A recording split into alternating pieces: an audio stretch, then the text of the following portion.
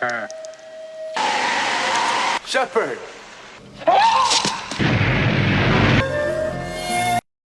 Welcome dear रॉकर्ट्स। आज की movie का नाम है आइसमैन।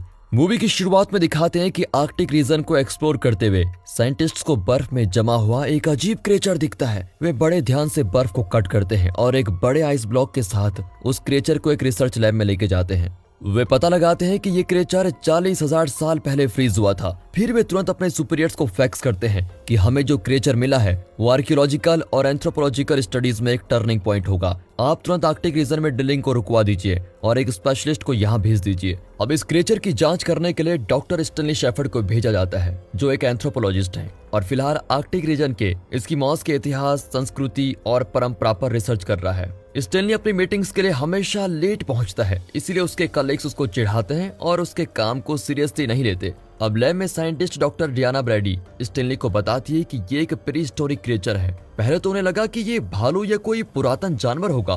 कुछ समय पहले रशियन साइंटिस्ट को भी इस एरिया में एक मैमोथ मिला था और उसके सेल्स बिल्कुल एक्टिव थे। इस क्रिएचर पर रिसर्च करने के लिए वे लेजर से बर्फ को काटते हैं। धीरे धीरे उन्हें पता चलता है कि ये कोई जानवर नहीं बल्कि नियांderthal केवमैन है। अब स्टैनली उसे ऑब्जर्व करता है और साइंटिस्ट को एक्सप्लेन करता है कि ये एक शिकारी है जो लगभग 20,000 से 40,000 साल पहले यहाँ रहता था। स्टैनली उसकी और जांच करना चाहता है, लेकिन डियाना और बाकी साइंटिस्ट केवमैन के शरीर के टुकड़े करके दुनिया के बेस्ट रिसर्च सेंटर्स में भेजना चाहते हैं ताकि हर जगह इसकी रिसर्च हो सके। स्टैनली को लगता है कि उस जगह पर उन्हें और भी कई नियांderthal इंसानों के शरीर मिल सकते हैं, लेकिन उसके आइडिया को उसके सुपीरियर्स नहीं मानते क्योंकि इसके लिए कई 100 मीलों की खुदाई करनी पड़ेगी। अब लैब में साइंटिस्ट उस केवमैन का टिश्यू सैंपल लेने की तैयारी कर रहे होते हैं। वे उसे ब्लड ट्रांसफ्यूजन देते हैं और उसके ब्रेन एक्टिविटी को मॉनिटर करने के लिए उसके सर पर इलेक्ट्रोड्स कनेक्ट करते हैं। अब टेस्ट के दौरान उन्हें पता चलता है कि उसके शरीर के सभी सेल्स एकदम परफेक्ट कंडीशन में हैं। डियाना को लगता है कि उसके शरीर में कुछ ऐसे क्रायो प्रोटेक्टेंट हो सकते हैं जिसने बर्फ के बीच में उसके शरीर को बचा कर रखा हो। और तभी उसकी ब्रेन में कुछ वेव्स नजर आती है,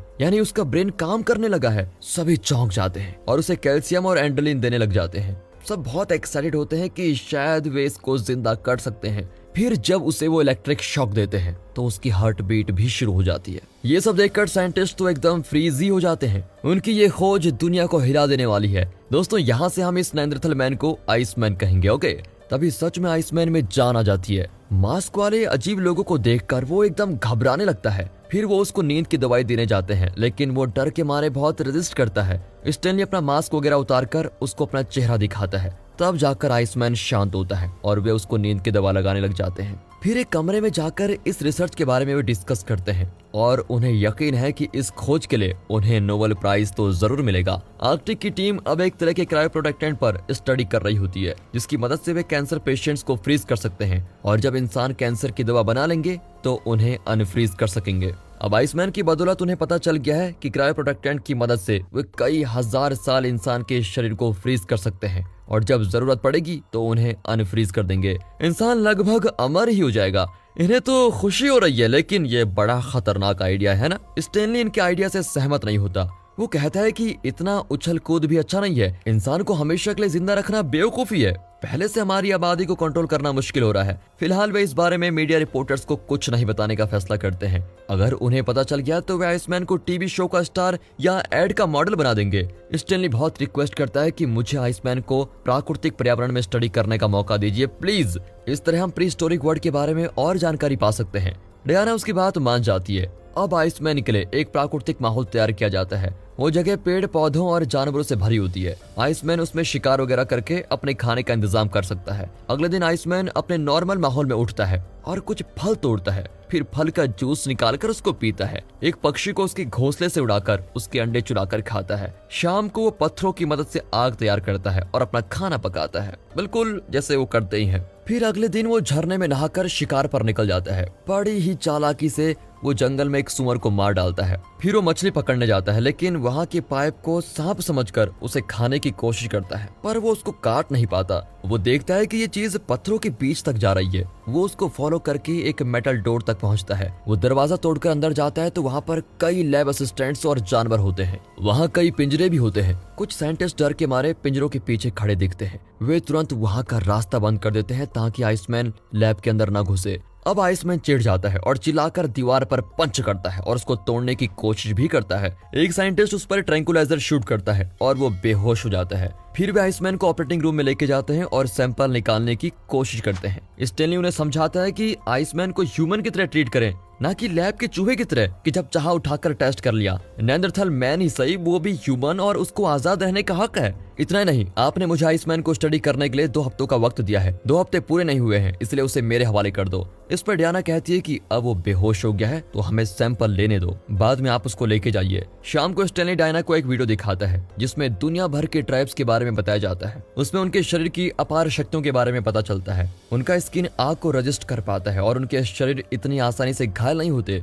अब स्टैनली एक्सप्लेन करता है कि इनके लाइफ और कल्चर को स्टडी करके हम पता लगा सकते हैं कि ह्यूमन बॉडी को किस हद तक खतरनाक माहौल में एडेप्ट किया जा सकता है। ये सुनकर और देखकर डायना कन्विंस हो जाती है और स्टैनली को आइसमैन से बात करने का मौका दे देती है। स्टैनली फिर बिना किसी वेपन और प्रोटेक्टिव सूट के आइसमैन से मिलने जाता है। स्टैनली को देखते ही आइसमैन उसे भगाने की कोशिश करता है। स्टैनली को भी वैसे डर लगता है कि वो करने क्या वाला है, पर वो हिम्मत करके आइसमैन के पास जाता है। आइसमैन को भी अब थोड़ा विश्वास होता है कि स्टैनली उसका दुश्मन नहीं, शायद दोस्त है, इसलिए वो स्टैनली को अपने पास आने देता है। आइसमैन स्टैनली को ध्यान से देखता है, फिर उसे नीचे गिराकर स्टैनली की जांच करता है। वो देखता है कि स्टैनली उसके लिए अजनबी जरूर है लेकिन खतरनाक नहीं है। ये तो मेरी तरह दिखता है। ये जानकर आइसमैन को तसल्ली होती है और वो स्टैनली से बात करने की कोशिश करता है। वो अपने सीने पर हाथ रखता है और अपना नाम क्रायो बताता है। उसे बात करता हुआ देख स्टैनली खुश होता है और उसे अपना नाम बताता है। वो स्टैनली का नाम प्रोनाउंस करने की बड़ी अच्छी कोशिश करता है और जल्द ही सीख भी जाता है। क्रायो की छाती पर एक निशान बना होता है जो कि एक बड़े पक्षी की तरह दिखता है।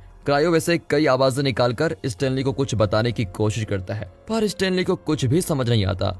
अब बाकी साइंटिस्ट जानना चाहते हैं कि क्रायो क्या कहने की कोशिश कर रहा था। उसे समझने के लिए वे मेबेल नाम की एक प्रोफेशनल लैंग्वेज एक्सपर्ट को बुलाते हैं। अब वे स्टैनली और क्रायो की बातों को रिकॉर्ड करते हैं और मेबेल उन रिकॉर्डिंग्स को सुनती है। फिर वो अपने एक्सपीरियंस से पता लगाने की कोशिश करती है कि क्रायो अपने सेंटेंसेस कैसे फ्रेम करता है और किसी शब्द के साथ वो कैसा एक्सप्रेशन देता है। स्टैनली और क्रायो अपने आसपास की चीजों के नाम बताते हैं, जैसे पत्थर, मेंढक, स्टैनली का शर्ट पर लगा बटन वगैरह वगैरह। एक शाम स्टैनली एक लकड़ी की ताल बजाकर एक गाना गुनगुनाता है। क्रायो को उसका गाना बड़ा अच्छा लगता है और वो स्टैनली को गाना जारी रखने को कहता है। कुछ देर में वो खुद स्टैनली की ताल पकड़ लेता है और खुद भी गाने लगता है। इसी दौरान साइंटिस्ट अपने एक्सपेरिमेंट्स जारी रखते हैं। वो क्रायो को बहुत लो टेम्परेचर्स में रखकर उसके खून की क्रायो प्रोटेक्टेंट को टेस्ट करते हैं। ह्यूमंस को सदियों के लिए फ्रीज करके रखने का उनका इरादा सफल नहीं होता और इस एक्सपेरिमेंट के दौरान क्रायो मरते मरते बचता है।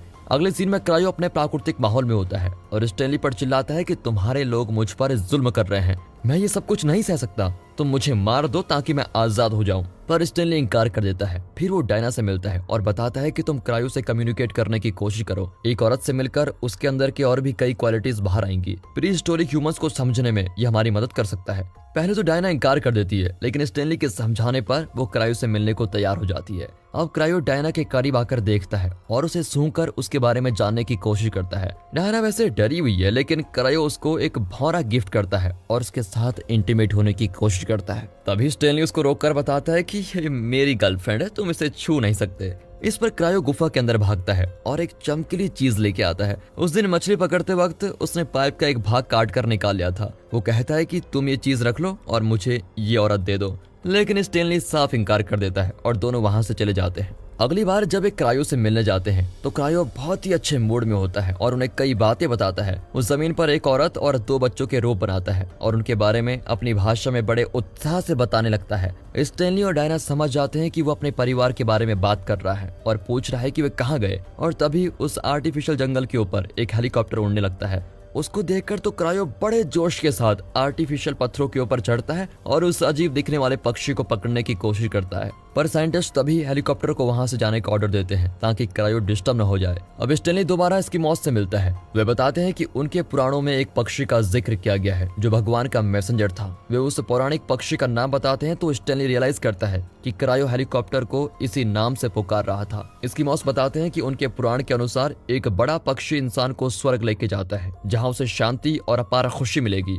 लेकिन अगर कोई इंसान पाप करता है तो वो पक्षी उसे किसी दूसरी जगह ले जाकर उसे दंड देता है। अपने समूह को नष्ट करना भी एक तरह का पाप है और उसकी सजा दी जाती है। ये सब सुनकर स्टैनली गैस करता है कि किसी जमाने में पृथ्वी पर प्राकृतिक तबाही हुई होगी और जहाँ क्रायो और उसके समूह के लोग रहा करते थे वहाँ के सारे जानवर मिट गए। तब क्रायो ने उस पक्षी से प्रार्थना की कि वो जानवरों को लौटा दे और क्रायो के समूह को भूखमरी से बचा ले। बदले में क्रायो ने वादा किया था कि वो खुद की आहुति देगा और समाधि में चला जाएगा। उस पक्षी को दिया हुआ वचन पूरा करने के लिए क्रायो गुफा में जाकर बैठ गया और वहीं फ्रीज हो गया था और 40,000 साल बर्फ के अंदर फ्रीज होकर भी वो जिंदा रहा। इसलिए जब उसने हेलीकॉप्टर को देखा तो उसे लगा कि वो दिव्य शक्ति वाला प्राकृतिक पक्षी है जो जानवरों को लौटाने आया है। अब वो अपने समूह को बचाना चाहता है। इस घटना के बाद तो क्रायो स्टैनली से भी बात करना बंद कर देता है। वो कई दिन लगातार समाधि में जाने की कोशिश करता रहता है। वो प्राकृतिक देवता के लिए चढ़ावा भी तैयार करता है। इतना ही नहीं, वो अपने शरीर पर कई पुरातन चिन्ह भी लगाता है। साइंटिस्ट उसकी मदद करना चाहते हैं लेकिन नहीं जानते कि उसे इस स्थिति से बाहर कैसे निकाले। एक बार जब स्टैनली क्रायो से मिलकर लौटता है तो क्रायो छुप कर देखता है कि वो दरवाजा कैसे खोलता है। फिर वो खुद बटन प्रेस करके दरवाजा खोल देता है और लैब में पहुंचता है। वो इस बिल्डिंग से बाहर जाने का रास्ता ढूंढने लगता है। आईने में अपना रिफ्लेक्शन देखकर वो तो डर ही जाता है और आईना तोड़ देता है। फिर वो एक कमरे में जाता है जहाँ जानवरों को पिंजरे में बंद करके रखा होता है। वो एकदम घबराकर बाहर भाग जाता है। वहाँ की हर चीज उसे डरावनी लगती है, जैसे फोटोकॉपियर मशीन, एलिवेटर, अजीब दिखने वाले लिक्विड्स, ग्लास फ्लास्क वगैरह। वो जरूर सोच रहा होगा कि ये लोग इतनी सारी चीजों का करते क्या होंगे। पेट भर खाना, शरीर ढकने के लिए पहनावा और रहने के लिए गुफा, क्या ये 3 चीज इन लोगों के लिए काफी नहीं है? क्रायो की बात छोड़िए, वैसे आपका क्या ख्याल है दोस्तों, कमेंट्स में बताइएगा। बेचारा क्रायो इतना डर जाता है कि रास्ते में अचानक एक साइंटिस्ट को देखकर उसके पेट में भाला घुसा देता है। साइंटिस्ट बड़ी मुश्किल से अलार्म चालू कर देता है। क्रायो किसी तरह लैब से बाहर निकल ही जाता है। उसकी खुशी का ठिकाना नहीं होता और वो बड़े चाव से बर्फ को छूता है और तभी हेलीकॉप्टर को देखकर वो उसके पास जाने की कोशिश करता है, पर हेलीकॉप्टर लैंड करते वक्त क्रायो से टकरा जाता है और क्रायो बेहोश हो जाता है। अब वो क्रायो को लैब में वापस लेके आते हैं। उन्हें तसल्ली होती है कि उसको चोट नहीं आई। अब साइंटिस्ट डिसाइड करते हैं कि इसे हक दिलाने का कोई मतलब नहीं, अब हम अपनी मर्जी से इस पर एक्सपेरिमेंट करेंगे। पर स्टैनली नहीं चाहता कि क्रायो के साथ कुछ ऐसा हो। वो अपने समूह को बचाने की कोशिश कर रहा है और हम है कि हम उसे खत्म करने पे तुले हैं। लेकिन साइंटिस्ट क्रायो की कोई मदद नहीं करना चाहते और स्टैनली को इस रिसर्च से भी बाहर कर देते हैं। अब स्टैनली दूसरे रिसर्चर से इस बारे में डिस्कस करता है। उन्हें भी लगता है कि क्रायो की जान उतनी इंपॉर्टेंट नहीं है जितनी हमारी। वे फैसला करते हैं कि वे क्रायो को यहाँ से बचाकर उसके प्राकृतिक माहौल में छोड़ देंगे। मौका पाकर स्टैनली क्रायो को छुड़ाकर बाहर लेके जाता है। फिर जब साइंटिस्ट को पता चलता है तो वे उन दोनों को ढूंढने निकलते हैं। रास्ते में हेलीकॉप्टर को देखकर क्रायो फिर से उसकी ओर दौड़ता है। स्टैनली उसे रोकने की कोशिश करता है लेकिन उनके बीच बर्फ गिरता है और वो एक दूसरे को देख नहीं पाते। इतने में हेलीकॉप्टर नीचे आता है और क्रायो उसको लेके जाता है। एक पायलट क्रायो को अंदर ले जाने की कोशिश करता है लेकिन क्रायो का इरादा कुछ और ही है। वो खुश है कि उसने अपने देवता को देख लिया और अब वो अपनी जान की बलि चढ़ाने के लिए बिल्कुल तैयार है। वो अपनी पकड़ छोड़ देता है और एक स्माइल के साथ नीचे गिरने लगता है। ये देखकर स्टैनली बड़ा दुखी होता है पर उसे खुशी भी होती है कि आखिर क्रायो को उसकी आजादी मिल गई। और दोस्तों इसी के साथ ये मूवी यहाँ पर खत्म होती है। दोस्तों अगर आपको मूवी यूनिक लगी हो, अच्छी लगी हो, एक्सप्लेनेशन अच्छा लगा हो, वीडियो को लाइक कीजिए और चैनल को सब्सक्राइब कर दे। बाकी मिलते हैं अगली वीडियो में, तब तक के लिए गुड बाय, अपना ख्याल रखिएगा and finally thanks for watching.